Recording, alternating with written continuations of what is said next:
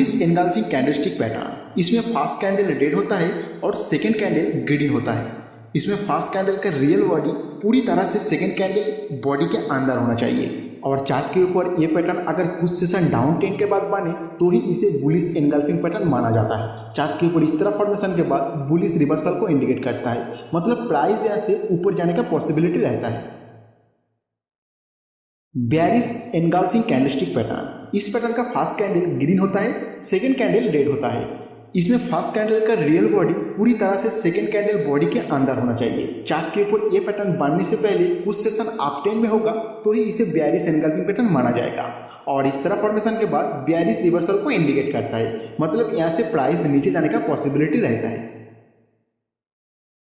Bullish harami candlestick pattern. इसका fast candle red होता है, सेकेंड कैंडल ग्रीन होता है।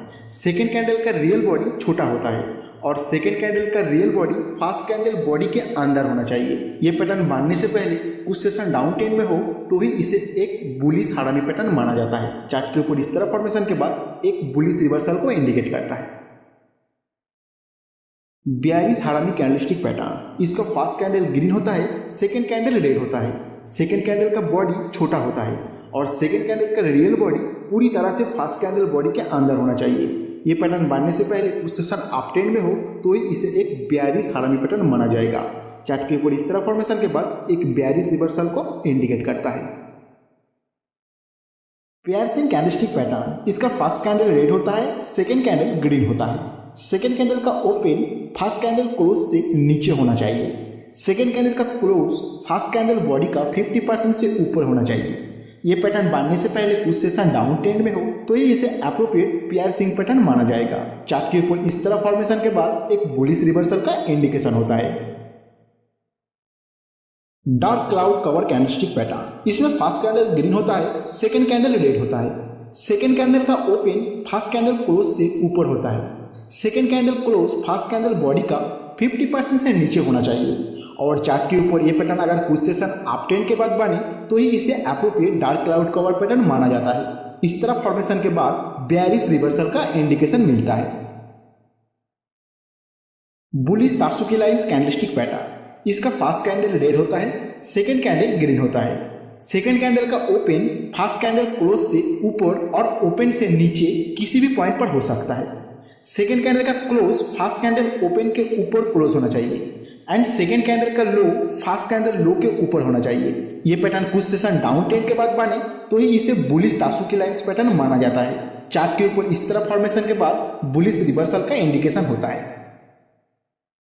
Bearish tasuki lines candlestick pattern. इसमें फास्ट कैंडल ग्रीन होता है, सेकेंड कैंडल रेड होता है। सेकेंड कैंडल का ओपन फास्ट कैंडल क्लोज से नीचे और ओपन के ऊपर किसी भी पॉइंट पर हो सकता है। सेकेंड कैंडल का क्लोज फास्ट कैंडल ओपन के नीचे होना चाहिए एंड सेकेंड कैंडल का हाई फास्ट कैंडल हाई से नीचे होना चाहिए। चार्ट के ऊपर ये पैटर्न कुछ सेशन अप ट्रेंड के बाद बने तो ही इसे बेयरिश तात्सुकी लाइन्स पैटर्न माना जाता है और इस तरह फॉर्मेशन के बाद एक बेयरिश रिवर्सल को इंडिकेट करता है।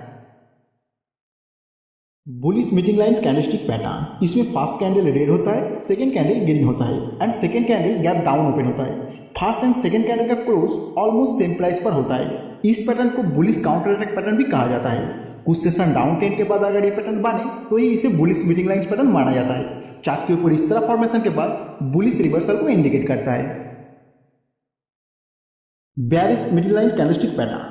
इस पैटर्न का फास्ट कैंडल ग्रीन होता है, सेकेंड कैंडल रेड होता है and second candle gap up open होता है। फास्ट एंड सेकेंड कैंडल का क्लोज ऑलमोस्ट सेम प्राइस पर होता है। इस पैटर्न को बेयरिश काउंटर अटैक पैटर्न भी कहा जाता है। चार्ट के ऊपर कुछ सेशन अप ट्रेंड के बाद अगर ये पैटर्न बने तो ही इसे बेयरिश मीटिंग लाइन्स पैटर्न माना जाता है। इस तरह फॉर्मेशन के बाद एक बेयरिश रिवर्सल को इंडिकेट करता है। Bullish separating lines candlestick pattern. इसमें फास्ट कैंडल रेड होता है, सेकेंड कैंडल ग्रीन होता है। फास्ट एंड सेकेंड कैंडल का open almost same price point पर होता है। चार्ट के ऊपर इसका बनने का पोजीशन के हिसाब से इसका इंटरप्रिटेशन निकाला जाता है। जैसे ये अगर अप ट्रेंड के दौरान बन रहा है तो ट्रेंड कंटिन्यूएशन को इंडिकेट करता है और अगर डाउन ट्रेंड के दौरान बन रहा है तो ट्रेंड रिवर्सल को इंडिकेट करता है। Bearish separating lines candlestick pattern. इसका फास्ट कैंडल ग्रीन होता है एंड सेकेंड कैंडल रेड होता है। फास्ट एंड सेकेंड कैंडल का open almost same price point पर होता है और चार्ट के ऊपर इसका बांधने का पोजीशन के हिसाब से इंटरप्रिटेशन निकाला जाता है। जैसे ये अगर डाउन ट्रेंड के दौरान बन रहा है तो ट्रेंड कंटिन्यूएशन को इंडिकेट करता है, और अगर अप ट्रेंड के दौरान बन रहा है तो बेयरिश रिवर्सल को इंडिकेट करता है। राइजिंग विंडो कैंडलस्टिक पैटर्न, इसमें फर्स्ट कैंडल बुलिश होता है, सेकेंड कैंडल भी बुलिश होता है। Second candle gap up open होना चाहिए। सेकेंड कैंडल का लो फर्स्ट कैंडल क्लोज से ऊपर होना चाहिए। ये पैटर्न चार्ट के ऊपर बुलिश ट्रेंड कंटिन्यूएशन को इंडिकेट करता है, और इसीलिए अगर ये अप ट्रेंड के दौरान बन रहा है तो ही इसे एक एप्रोप्रिएट राइजिंग विंडो पैटर्न माना जाएगा।